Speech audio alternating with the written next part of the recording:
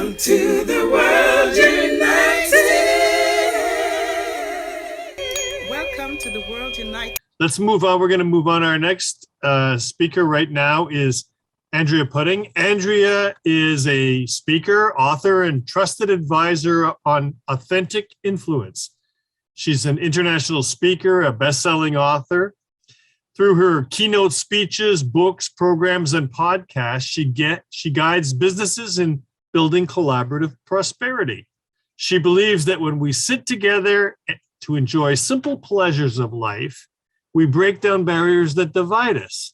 And somehow that leads to her session titled Chocolate, Coffee, and Conversation, Rebuilding Communities. Andrea? There you go. That's better. But thank you, Mike, for introducing me. I love chocolate. It smells heavenly and tastes divine. It has all those feel-good endorphins that I could keep all of this to myself. You'd love some, wouldn't you? I'm really sorry I can't share it with you today. You're on the other side of the camera. But I would love to be able to share it with you, because what I discovered is that sharing chocolate is there is something even more pleasurable than eating chocolate, and that is sharing chocolate. Yeah, I love giving away my chocolate. This research has shown that the endorphins received from giving something of value to us away is even greater than eating chocolate. In fact, it releases all those endorphins that are released when you have sex. Pretty amazing, don't you think? Any wonder I love to share my chocolate. But chocolate to me has become a symbol of reaching out and sharing with people, opening up conversation, breaking down barriers, and building community. You see, I've developed this superpower for making everything about chocolate, and it's really become quite popular of a power for me to have, because chocolate is the ultimate connection maker. So I'm sure you're asking how I discovered that I had this enticing superpower. Well, I remember the morning well. I was sitting right here in my home office, gazing out the window at my beautiful elm tree, cup of tea in my hand, nibbling on some chocolate, waiting for some inspiration to come to me. I was thinking about Christmas. I was sitting to write a Christmas message. And what would my message for the world be on this particular year? It needed to be something of peace, love, and hope. My eyes gazed down at my computer screen. There was this flurry of activity. No, I couldn't believe my eyes. This doesn't happen in Australia. I dashed over to the ABC live news feed for confirmation. It was the 15th of December, 2014. Do you remember where you were when you heard that a gunman had stormed the Lint Cafe in Sydney? The gunman claimed that this was a jihadist act, and he was wearing a black headband with the inscription in Arabic on it, "We are ready to sacrifice for you, O Muhammad." He held the hostages for 16 terrifying hours. Sadly, it concluded with 2 hostages and the gunman passing away. In the aftermath, collectively, we held our breath. What would happen? The Muslim community were afraid of retaliation. Was it safe to leave their homes? Some of them took off their religious garb so they wouldn't have a target on their heads. Slowly, quietly, a roar erupted as 150,000 people reached out on social media with the hashtag "I will ride with you," offering to ride the train, the bus, the ferry with any Muslim who didn't feel safe. Australia had spoken. We did not bow down in hate and terror. who rose up in love and peace. This is the Australia I want to live in, one where all people are accepted for who they are. I had my message of love, peace, and hope. So this sat with me for several months. I wanted to see that something had changed in the way we interact with each other. I wanted to see a community of acceptance and belonging emerge. So it was around October in the following year. And I was talking to my mum and I said to her, when is chocolate and coffee day? I don't know. I've never heard of it. Damn, I have to do it. Ever had one of those moments when you realise that something is going to change in this world? It's up to you. And I know the speakers we've heard so far, Terry, Jeannie and David, have felt that. So Chocolate and Coffee Day for Religious Harmony was born. And I encourage people to reach out to someone who is different to them and share chocolate and coffee. Listen to their stories, get to know who they are, and walk in their shoes for a little while. Arthur Aaron, research psychologist from Stony Point University in the US, discovered that when you sit with someone and listen for just 1 hour, terrible intolerances melt away. Not just to that one person, but to their whole social group. It's just that easy for us to change intolerances into understanding and maybe even friendships. So Chocolate and Coffee Day has been shared in homes, cafes, schools, retirement villages, clubs, organisations, workplaces, anywhere that people meet. One of my favourite stories is of a Jewish couple who invited a Palestinian into their home to have Chocolate and Coffee Day. The topic of their conversation was peace in Israel. Anything is possible with chocolate and coffee. Because it really is, there's something special about sitting with someone with a cup in our hands and sharing in chocolate. It allows us to open up and speak with a little more freedom and listen with more compassion than we might have otherwise have had. So over the past 6 years, I've had many people share their stories with me over chocolate and coffee about their experiences with prejudice and exclusion.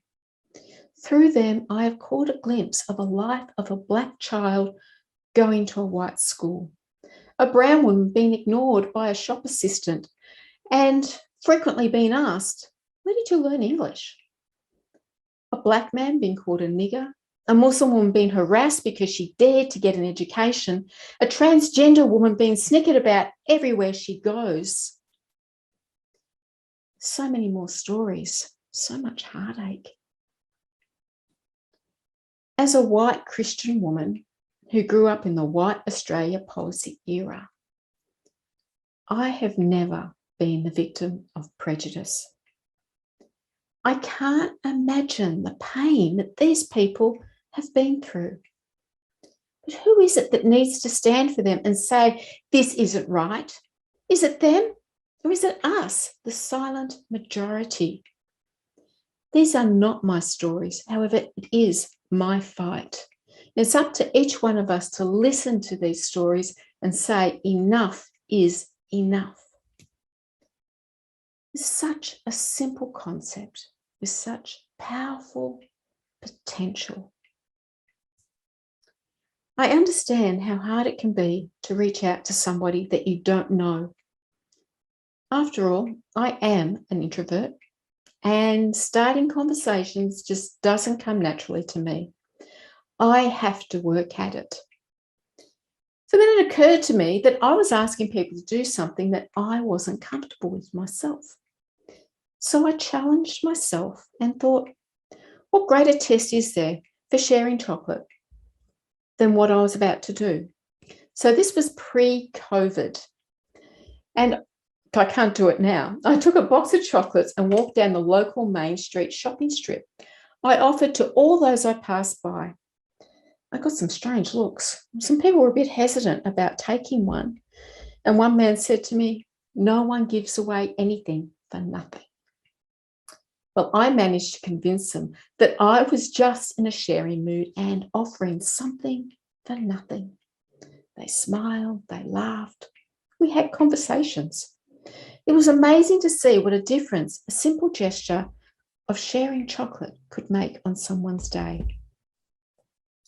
So now I'm prepared with simple questions that give people an opportunity to share something personal about themselves without being invasive. And it makes such a difference. So here's a few of my favourite questions. You might like to write some of them down. What is the best thing about you?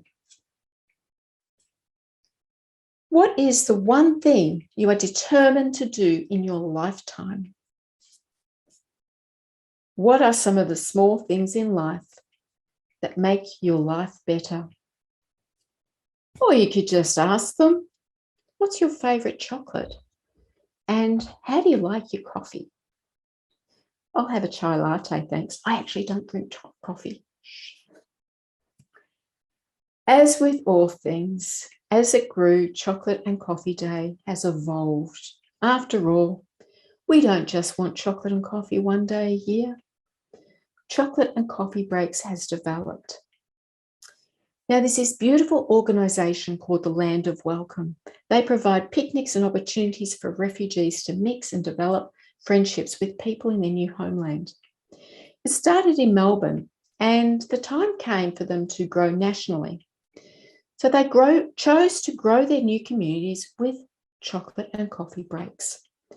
Coming together over chocolate and coffee, sharing their stories, introduced them to a new audience. People came, felt accepted, developed a sense of belonging, and naturally wanted to contribute to their new community. In the past couple of years, our communities have been ripped apart by this pandemic. We have forgotten how to connect, how to be in community. We have felt lonely and depressed. And there really is another pandemic on the rise because of it, one of broken lives and broken community. Unless we start to reconnect on a deeper, more purposeful way, then community is lost and our lives will be shattered beyond repair.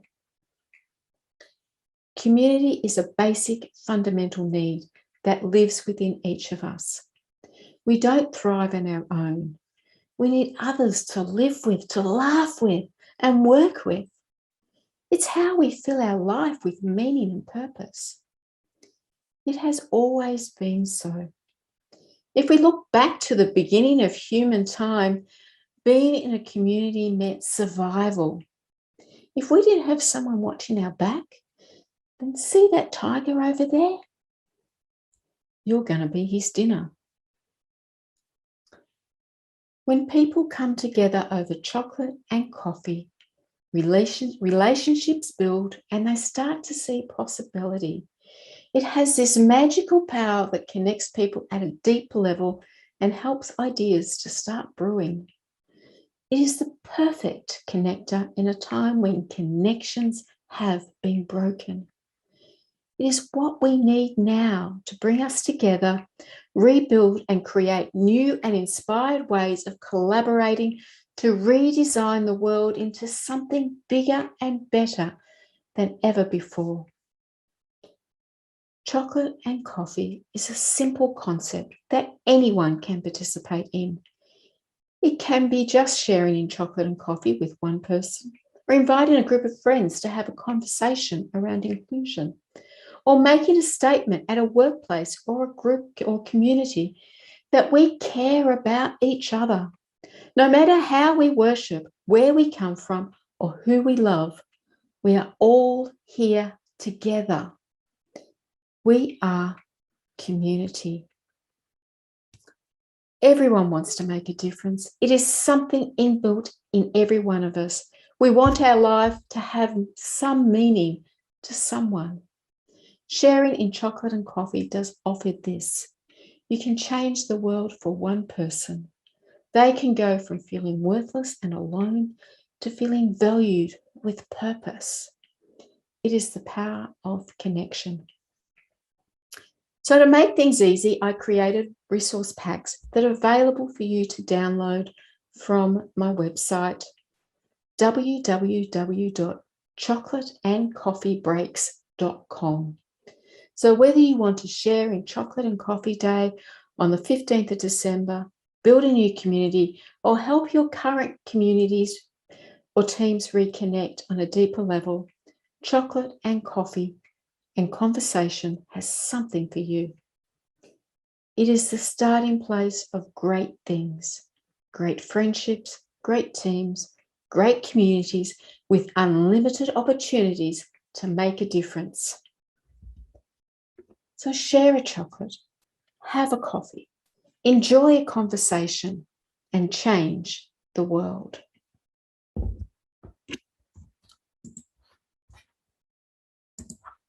Thank you. Thank you, Andrea. That was beautiful. Thank you. You hit like two of my weaknesses in one shot. Yeah, I seem to do that, and then people just go, just say chocolate and coffee, and they go, "Yep, I'm in." And I think like once you've said, okay, I've already given in to those two, you're ready to let all the other barriers down, right? That's right, and it does that. It really does. It's been a it. real powerful connector. It's interesting because listening to all of you speak, there's like this common theme that I keep hearing, which was like, people really are trying to do their best most of the time. Sometimes they don't seem to have the same perspective as us. And it makes it a little easier to understand if you think, well, maybe they really see it differently and they're trying to do their best. But I heard that come through in different things that you were saying. And, you know, David, you said something, and I made a note, you said it, and I thought about it, and it was like, yeah, people really do really want to do their best, you know? So I don't know if anybody wants to talk about anything specifically, but that seemed to be a theme that I saw.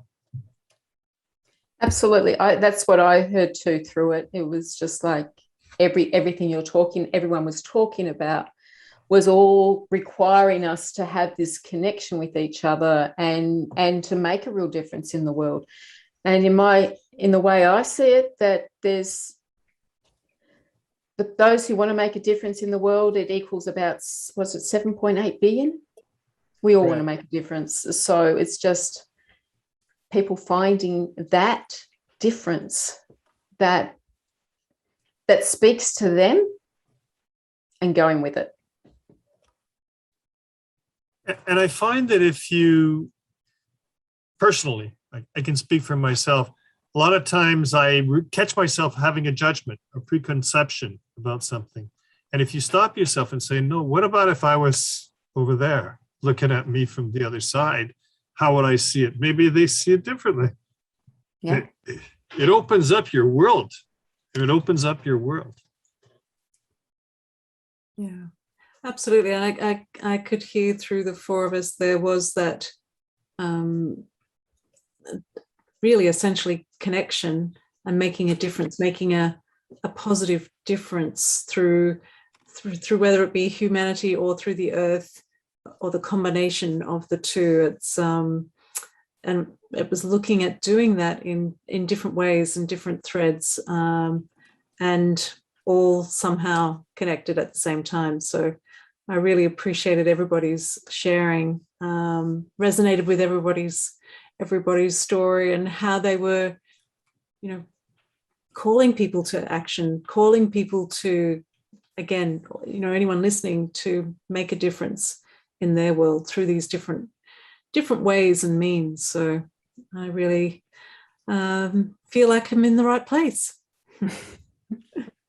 It's interesting because we've all talked and heard other people talk about how, you know, there's all this terrible rhetoric in the world right now about this thing is bad and that thing is bad and we're locked down or we're in quarantine or whatever else. And it all really comes down to, who do you want to hang with? Do you want to hang with the people who are talking about that, or do you want to hang with the people who are talking like you guys are talking? You know? Yeah. And I think finding the silver lining in what is happening. You know, there are clearly not great things happening in the world, but it's about looking at, you know, what can we learn from that? And what do we appreciate? What are we grateful for? And what can we choose to focus on instead that's going to create a better world for our future generations? I think one of the things that I've noticed, and certainly over the last couple of years, is there will always be the people who will hang back because they feel, the feeling that I've had with it, they feel overwhelmed. The earth, like as David mentioned, there's 7.8 billion people plus on the planet. And with that many people and the many problems and challenges and chaos and crisis that is really affecting pockets of those communities, there needs to be, and this is a personal viewpoint, there needs to be one person always to decide to take the action, because that then has the ripple effect. I think it was David that mentioned the ripple effect. That ripple effect then has the capacity to then influence the next person and then influence the next person. And if we continue to do that, we need that one person to take a stance who speaks for those people who may not be able to speak up for themselves, or just can't find the words, can't articulate the troubles or traumas or feelings that they've got. They want to make a difference, but feel trapped or stuck because, as I mentioned, the problems can seem so overwhelming. One person can feel completely disempowered and not able to make a difference. But if they can hear the messages from people like the people I've heard speak today, realizing that one person can make a difference. And if we take it passionately enough, and if we are driven enough, we can influence other people around us. And one of the projects that I've been working on, which has just warmed my heart like nothing else, is my podcast and YouTube channel, where I interview people in different parts around the world. They're the difference makers. And when I speak to some of these people, the stories move me, but not only that, it's the ripple effect. And the lady that comes to mind is a young lady in Cameroon in Africa, and she was born with polio, so she navigates the world in a wheelchair. And Cameroon is going through a critical situation that's almost on the verge of civil war. And it is frightening. It is quite frightening. People are displaced. They've been moved because of threats from the Boko Haram out of Nigeria. They're coming into the borders of Cameroon. And some of these people are just abandoning their entire villages with nothing but the clothes on their back and just going to the next village, hoping that they will be safe. And some are not safe, and they're living in forests to escape being exposed to these threats. And what I've discovered with all of that is some of these people, despite the most horrendous hardship, form together to decide we want to make a difference, and they create their own foundations, and they then go out and try and find ways to help the displaced people in their communities. And they've barely got anything to do that, so they're constantly asking for support to do that. And it's really opened my mind, and it's opened my heart to realize I'll never know what they're going through. I will never understand the difficulties that they are experiencing, but by having, I think what all of us have mentioned, that willingness to open our minds and our hearts and to not sit in judgment and to be compassionate, we can really hear their stories and make the differences. And it's not just Cameroon, it's across places like Uganda, the Congo, in Kenya, the places that these people are experiencing this hardship. To have been part of that program of what I've been involved with these people has just, I feel so blessed, because I'm seeing amazing people making amazing differences under the most extreme of situations. And it's reminded me of how privileged I am and how much that I am that person that can speak on their behalf or help them. I'd rather help them to speak up for themselves and empower themselves. So, you know, it really is, it's about let's all just hang out with the right people, because we all have that capacity to make a difference. One person can really have a ripple effect. So I think that's what I've heard throughout the course of these stories. I mean, it boggles my mind how many how much land. I hear exactly what you're saying, Terry. And as I'm thinking about what you're saying, I'm looking at David and saying $78 million a year. You could buy a lot of land for $78 million a year. I mean, that would make a dent. That would make a dent. So you said something earlier, Terry, I think when you were talking, you said, it's not what I don't want to focus on what I'm against. I want to focus on what I'm for. I want to work on what I'm for. I think that's such an important thing. Give our energy to what we want to create, not what we're against. Yeah, absolutely. I mean, it's easy to become, like I've seen with some of the horrendous protesting that's been going on in Melbourne. And look, I understand people want to have a voice and they're frustrated and they're not happy. I get that. And I'm certainly not sitting in judgment, but there has got to be a better way to go about bringing about letting your voice be heard. We need to be positive about what we're doing, not getting together and being really aggressive and violent and threatening and dominating and acting like pack animals. It's really the only way to really bring about real change in the world is to do it with absolute compassion, to really, as Andrea said, reach out, hear their stories, listen to people, and just be part of their world for even that hour, because it really does change your perception on everything that you ever thought you knew. And to me, there's just no room on this planet for aggression and placard waving and demonstrating if we don't come from the right place, from the heart to do it. And sometimes we have to be angry to make the difference, but we have to channel that anger in the right way so that we can use it in a positive way, because anger is not always a negative thing if we understand the energy that's in there. We can channel that energy. And I think, as you say, Mike, sometimes we have to do it not necessarily because of a negative thing, but because of a positive thing, and really, really use that energy to make a difference. I agree. I mean, obviously. Anybody else have any thoughts? David, you're a little quiet over there in the woods. Yeah, we're just listening to the birds speak here. It's beautiful. Beautiful place in Mother Nature, just under this gorgeous grandmother tree that's right I see behind that. us. Yeah, I agree 100% with all of what you're saying. The Earth Fund had a kind of a few prongs to it. One of them was to sidestep or bypass that energy that gets wound up in anger and conflict and protest. I'd been to the Occupy protest that was global, and I just saw all this human energy that was just involved in anger, demonstrating to a brick wall, to government that just wasn't listening.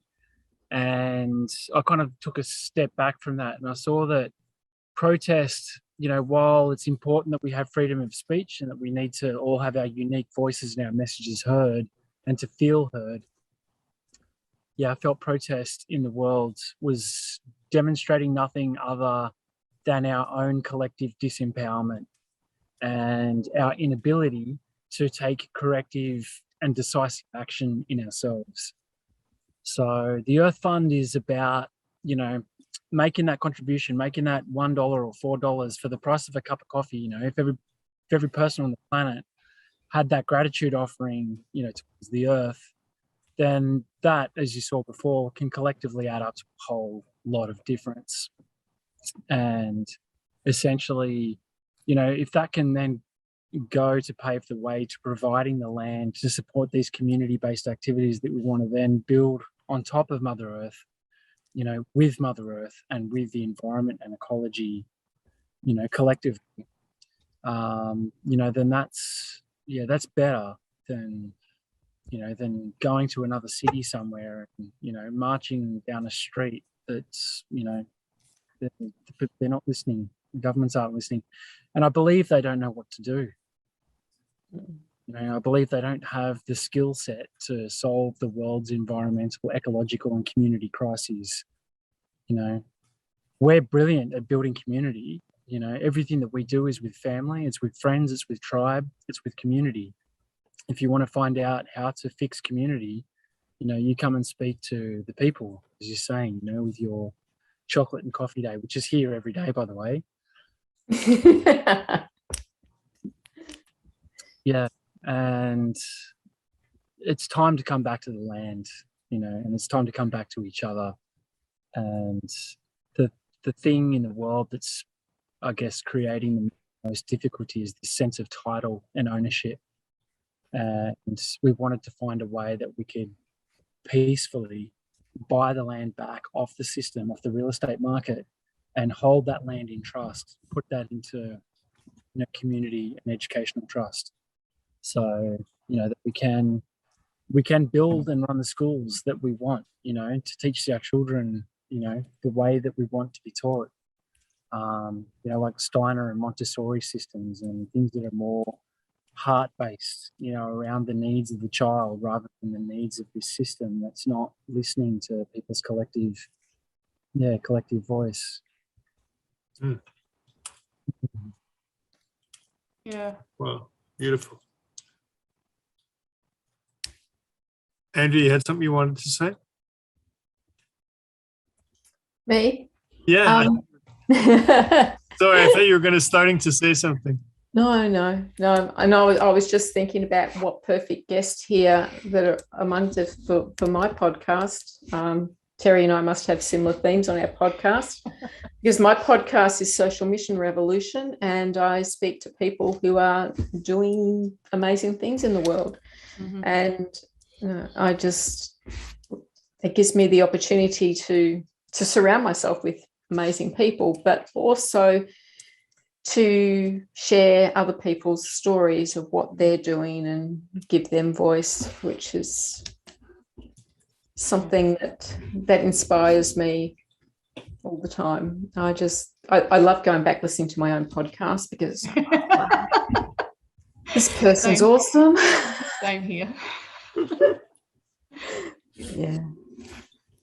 I think it's one of the things that has become really apparent to me, particularly in the last couple of months as I've become more involved in these projects that I've been working through, is the need for unbiased education, if that's a right way to say it. And what I mean by that is I'm going to intersperse with something that I want to say that I really was going to say at the start of my presentation. I wish to respectfully acknowledge the traditional owners of the land where I live and work and study, and these are the Kulin Nation people. And I pay my respects to their elders past, present and future. And I do acknowledge that I'm living on stolen grounds, that sovereignty was never ceded. And the reason I say that is I had the privilege of interviewing an Indigenous lady for my podcast, and we were talking about a whole range of subjects. And she's since gone, and she and her husband have presented on the ABC in a particular documentary that appeared. And it's really, really quite heartwarming, but also a little bit distressing. I really feel for the challenges that they face in some of the community issues that they talk about. But one of the things that I remember she said to me and stays with me the whole time is it's not for the Indigenous people to educate white privileged people like me. It's up to me to learn. It's up to me. I'm not the person that should be getting spoon-fed the information. And that stayed with me. And I thought, you know what? I don't really know anything about the rest of the world because the education that I was brought through was very white person privileged, British history, American history. And it's like, that had no relevance to me in any way, shape or form. I was a good student and I learned, but in what way has that benefited me? And I'm not saying it wasn't valuable information, but it wasn't broad enough. It didn't speak about the rest of the world. And I've since in the recent times been really digging deep to understand, in particular, because I'm working with some of the African communities, I wanted to know, what do I know about Uganda, for example? What do I know about Kenya? What do I know about Cameroon? What do I know about Nigeria? And I have mentors and various connections in those mentees, because I am a mentor to them. But they teach me more by far and above. And when I started to really dig deep into the internet and start going to all the education information that I could find, I was astounded by what I had never known before. And the news in the years gone past may have showed about, say, for example, a particular dictator, Idi Amin, or whatever the reference to those eras of those horrible dictators. But I was actually learning just recently exactly the damage that was done through those years. And it's utterly gut-wrenching. The young people that I am engaged with in the projects that I work with now are the consequence or are the progeny from that era. And it breaks my heart what they have had to endure. But they're an amazing, amazing bunch of people. And I think we need to really broaden our education to the point where we are not prejudiced about what we learn. It's not biased, and we actually are more open to understanding and being compassionate and not judging what we're seeing. And it doesn't have to be Africa. It can be in Australia in our Indigenous communities. It can be across any community at all. As Andrea's mentioned, there are a lot of different people out there who represent a lot of different ways of living life. And we need to be open to that and not have that judgmental educational system locking us down into believing certain things. But there's a value in learning in a structured way, but we just need to be encouraged to do more thinking, because I'm really of the mind that we just don't think enough. We're spoon-fed too much, and we're not encouraging children to become really questioning in an analytical but in a positive way. And I think there's room there for us to really grow in that space. Well said. Very well said. Any thoughts? Anybody else have anything they'd like to share before we finish up for the afternoon? Interesting that you say that, Terry. I teach in university, well, not university, in college. And one of the things I find is that the students, and I say this often, aren't encouraged to make mistakes. They're told when they make mistakes. You got this wrong, you got that wrong. You know, you get one wrong out of 5 and they concentrate on the one that's wrong and rather than the 4 that's right, kind of thing. And the system is made that way. It's tough. So you're right. It does need to be changed. And what we really need to do is acknowledge each person's uniqueness. And I think, you know, Andrea, with your coffee and chocolate, we get to understand each person's uniqueness by sitting across from them with a coffee and chocolate. Yeah. So it's all about how do we talk? How do we really stop putting people in categories or in groups and connect one-to-one? So it's a pleasure to connect with all of you one-to-one. It's been fun, and I've learned a lot. So I appreciate that. Thank you very much. Can I just come in here, Mike? I really appreciated what Terry shared, and I think as a coach, and I experienced the same sort of educational experience as well. And as a coach, if we learn and knowing the power of coaching, being curious and listening, connecting, hearing stories, if our children could be taught these skills, if we could have teachers that are in schools that teach these skills in schools from primary school, the world would be a very different place, There would be this connection. There would be the ability to let go of biases, etc. There would be connection and so much more. I also have 2 aunts who are Aboriginal, and my father's brothers married 2 Aboriginal sisters, and they are not aware of their Indigenous background. It's been educated out of them, and that breaks my heart. I've tried to approach both of them to find out more about their feelings, their thoughts as a consequence of being Aboriginal, but it is so dismissed and so pushed down. They're so integrated into the white way. It breaks my heart. So the more we can do to have these powerful, enriching conversations of connection and removing biases, the better. And I'll just bottom line myself by firstly asking, how do I invest in your fund, David? How do I contribute to the bank? It's on a website called Earth Care Collective. And when you click on the donate button, it takes you straight to the Earth Fund. So I'd be happy to provide a link as well, just in the chat. Just doing that now, and That'd be click on the great. chat bottom. There we go. Just let me know if you can all see that in the chat. Yeah, Yep. thank you. And I'd be happy to have chocolate and a cup of tea or a hot chocolate with any. Yes, I don't drink coffee myself, but it's about having a coffee, because we all go for coffee. We don't necessarily drink coffee, but yeah. Chai latte. Yeah. Whatever you like. In the construction industry, we have smoko, but none of us smoke anymore. Yeah.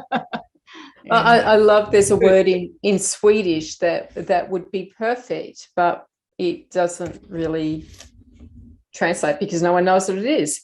It's fika, Fika, and it just means you're going to sit down with somebody and have a drink, have your morning tea, basically, or your afternoon tea, or whatever time of day you're going to have a snack and a drink.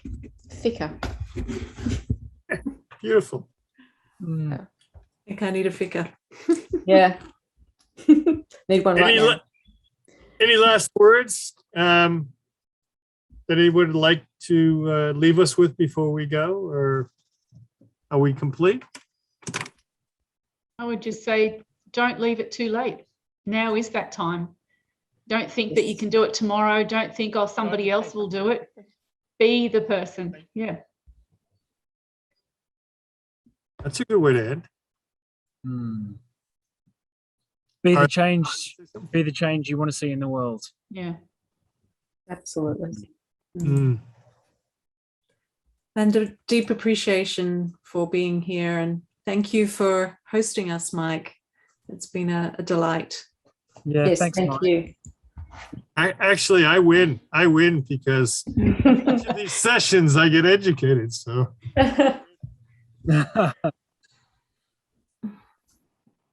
All right, thank you, everybody. I think we're done, unless anybody would like to we can sit and talk all night or all day. Arthur, you wanted to say something? Go ahead. Yeah, yep. Terry, I agree with you. The hopelessness is there. It's prevalent in my community. Mm-hmm. Our population, and I was going to talk about this tomorrow, our population is mostly young. 75% of our population is under 35. Yeah. So the knowledge holders and the wisdom, a lot of people were disconnected, which Janine, you spoke about. Just because someone is considered to be an elder doesn't mean that they're a knowledge holder. And I'll explain a bit about that tomorrow. That idea about the coffee and chocolate on the 15th of December, have you got a certain time for that, Andrea? Because I'm going to talk to my sister. My sister's one of the movers and shakers here. I'm sure that we could have a morning tea or an afternoon tea. Yeah. Well, it's any time. That's why I expanded to chocolate and coffee breaks. But chocolate and coffee day, any time of the day, it's just about making that time to sitting down and having those conversations. Yep. And that's fantastic. And David, that fund of yours sounds fantastic. My dream, and others share it as well. It's about, we've got a lot of young people, they're not going to get employment. Our country is sick. It really does. It needs a lot of caring. And like cultural burning is just one part of it. I can imagine that, like, we've got these invasive species like lantana across a lot of our national parks and all other spaces. What if we actually had a fund that could pay our young people to get rid of all that and learn about caring for country at the same time? That takes away a bit of the hopelessness. So it could work. Anyway, just a thought. Yeah. Thank you, Arthur. Thank you, everyone. It's been a enlightening and enjoyable session.